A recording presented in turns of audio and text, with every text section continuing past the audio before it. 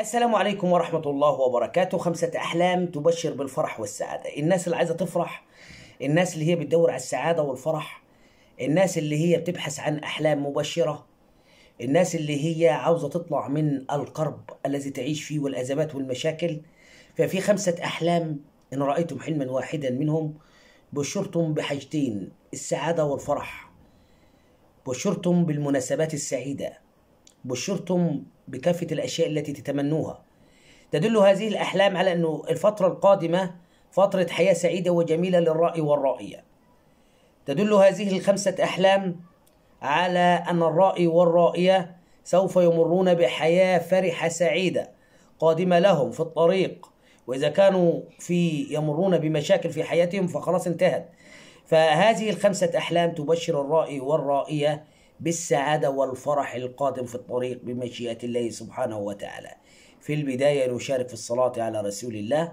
اللهم صل وسلم وبارك على سيدنا محمد وعلى آله وصحبه صلاة تفتح لنا بها أبواب الرضا والتيسير وتغلق عنا أبواب الشر والتعسير، إنك يا مولانا نعم المولى ونعم النصير. نرجو من حضراتكم أن تعلقوا بالصلاة على رسول الله حتى تسابوا بثواب الصلاة على رسول الله. اكتبوا في تعليقاتكم الصلاة على رسول الله. من يرى هذا الفيديو يصلي على رسول الله في تعليقات هذا الفيديو، فبمشيئة الله سبحانه وتعالى سوف يصيبكم بركتها وثوابها العظيم. كما قلنا أحبابي في الله، إنه في 5 أحلام تبشر الرائي والرائية بالفرح والسعادة القادمة. وأول هذه الأحلام هو رؤية الطيران في المنام.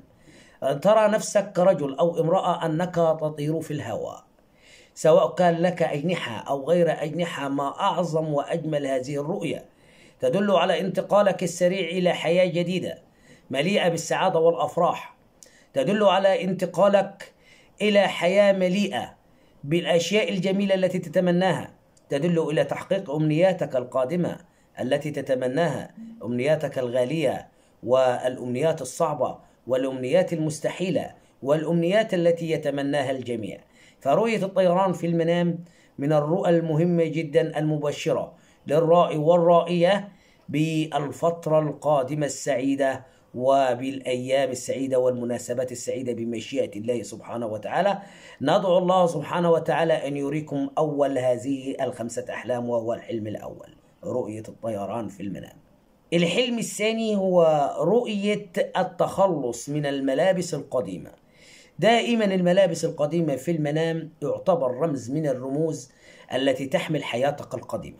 إذا ملابسك القديمة تعبر في المنام عن حياتك القديمة. فإذا كانت حياتك تعيسة وحياة حزينة وحياة مليئة بالمشاكل والأزمات، وحلمت كرجل أو امرأة أنك تخلع ملابسك القديمة وتتخلص منها بإلقائها في القاذورات أو حرقها، فهذه الرؤيا تهنئك كرجل وتهنئك كامرأة ببداية فترة حياة سعيدة، أن الفترة القادمة فترة سعادة وفرح للرائي والرائية بمشيئة الله سبحانه وتعالى. الحلم الثالث وهو عثورك على أحجار كريمة ثمينة غالية الثمن، اللي هي الأحجار النادرة. جميعنا نعرف الأحجار الكريمة. رؤية الأحجار الكريمة في المنام للرجل وللمرأة من الرؤى المهمة جدا التي تبشر الرائي والرائية بأنه الفترة القادمة فترة سعادة. يبقى إذا الأحجار الكريمة الغالية دي بتدل على حياتك السعيدة القادمة للرجل وللمرأة بمشيئة الله سبحانه وتعالى. الحلم الرابع وهو رؤية المرأة الجميلة ذات العيون السوداء والشعر الأسود. ركز في الوصف، لأنه بتختلف رؤية المرأة الجميلة من رؤية إلى أخرى.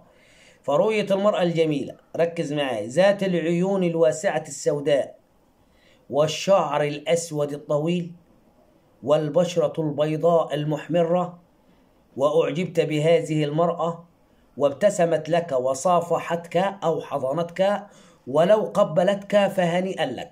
طيب المرأة تحلم بالمرأة الجميلة؟ نعم، هذه الرؤية مشتركة للاثنين.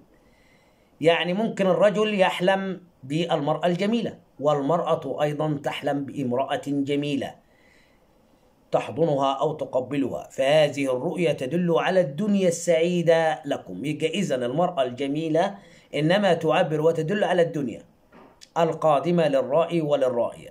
طيب لماذا وصفنا المرأة الجميلة بالعيون الواسعة وبهذا الوصف الذي وصفناه؟ لأن رؤية المرأة الجميلة ذات العيون الزرقاء رؤية غير محمودة. سبحان الله، اختلفت الرؤية. المرأة الجميلة ذات العيون الزرقاء غير محمودة في المنام، وذات الشعر الأصفر غير محمودة في المنام، ولكن رؤية المرأة الجميلة كما وصفتها لكم فهي تدل وتعبر عن الحياة الجديدة والدنيا السعيدة القادمة للرائي والرائية بمشيئة الله سبحانه وتعالى. الحلم الخامس والأخير وهو حلم النجاح في الامتحان. دائما نتكلم عن حلم الرسوب في الامتحان ونتكلم عن مساوئ هذا الحلم، لكن رؤية النجاح في الامتحان فهو عكس هذه الرؤية، فهو من الرؤى المهمة جدا التي تبشر الرائي والرائية بالنجاح في حياته القادمة، حياة سعيدة وفرح قادم في حياة الرائي والرائية. فرؤية اجتياز الامتحان وحله والنجاح في الامتحان، فهذه الرؤية تبشر بالنجاح في الحياة القادمة بمشيئة الله سبحانه وتعالى. أحبكم بلا حدود وأتمنى من الله لكم التوفيق. أشكركم والسلام عليكم ورحمة الله وبركاته.